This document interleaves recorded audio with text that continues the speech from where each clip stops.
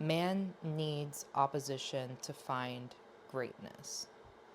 I think that nothing great can be achieved without opposition because it's human nature to be complacent unless there's something to push against. It's also human nature to need to chase dopamine for survival. If you're in a place of like pressure and like everything, all the walls crashing in, or like you lose your home or your car or whatever, you are going to push harder to get that hit of dopamine, and you're going to continue to do that again and again and again and again and grow and grow and grow until you achieve something great.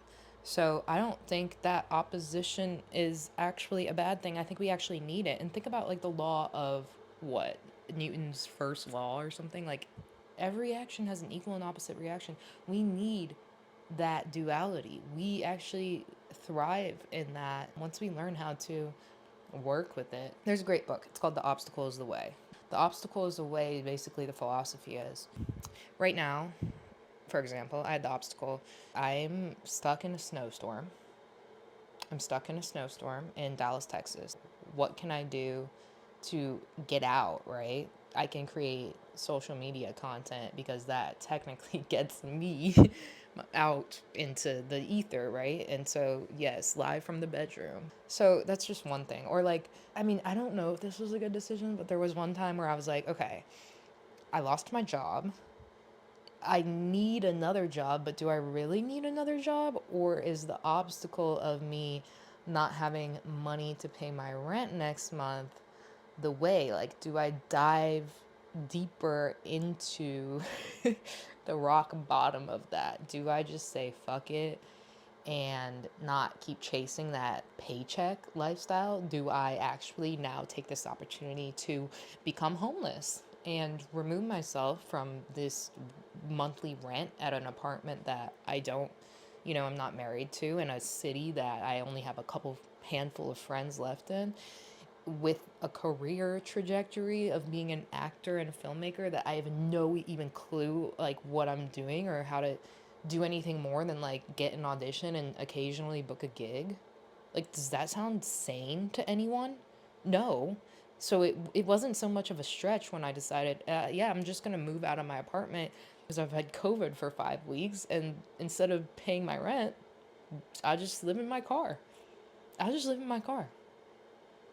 So I did, and luckily I had that handful of friends, and there was one particular friend who let me actually stay in his apartment for a couple of months. I don't know if it was for free, but I did get a heavily discounted rent. So I was blessed with that. I was also blessed with teaching private yoga classes and doing like Reiki sessions and making $100 an hour doing that. Like all of a sudden, out of nowhere, once I decided, okay, I'm gonna become homeless, I went to teach my first yoga class to someone who like referred me to someone else, and the lady handed me $1,000 in cash and a sushi roll, hand rolled from her own kitchen. Oh, and a glass of champagne. What the frick? Like, I must be on the right path, right? So I don't know. I think it was a bold choice for me to choose to become homeless. It was not just about survival, it was also about like a spiritual awakening that I felt called that I had to do this. And people looked at me and was like, oh my God, I feel so sorry for you. You're doing so bad. And I just had to really take it on the chin. And there was no way I could tell them, like, I chose this. It was just kind of like, but in a way, I kind of had to, right? Because then I would be playing the victim if I didn't. So it was this fine line between like playing the victim of like, oh yeah, I'm living on my friend's couch or whatever, and just actually being like, actually, no, this is actually the best time of my life and the best decision I've ever made. And sorry if you can't see it that way or you don't agree with what I'm doing, but this is what I chose to do. So riding that line between not playing the victim, but feeling like a victim, right? No home, no job, no real job.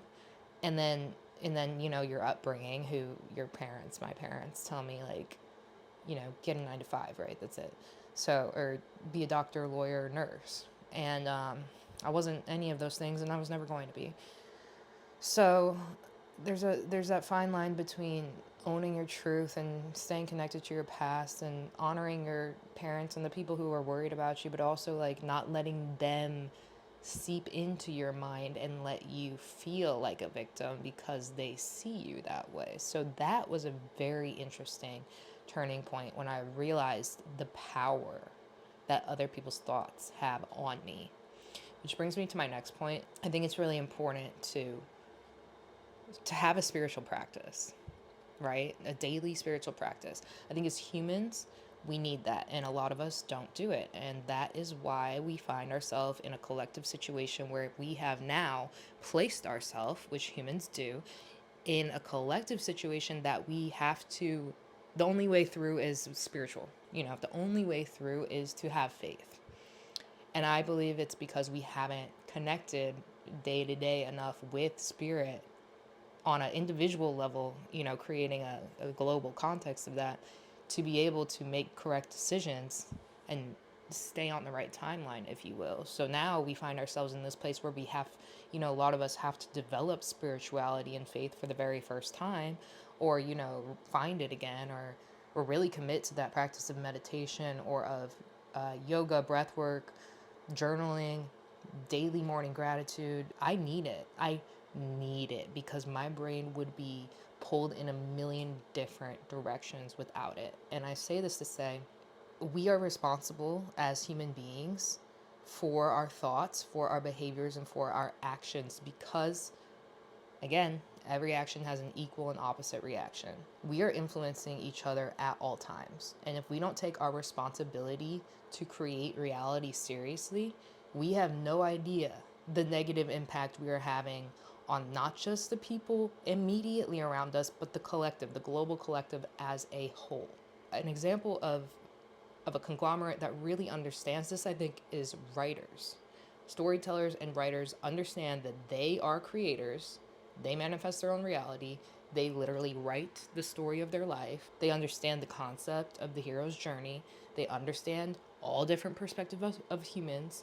They understand what it is to have that kind of power, which we all have, by the way, but a lot of us haven't tapped into it. And a lot of us are just more like actors who aren't very good actors, who only have one perspective, who are just being told how to act, and who are not actually making decisions for themselves. So I think as we move through 2025, and as we see this destruction, mass destruction and polarization and climate change and war and hatred everywhere around the world, we need to start with ourselves and take radical responsibility for our thoughts, beliefs, own growth, actions, behaviors, and ultimately our collective reality. If you don't understand that, I don't know what to tell you, but if you do get it and you want to be a part of a community who is doing this work and growing together, hit that like button, hit the subscribe button down below, and let's go on this journey.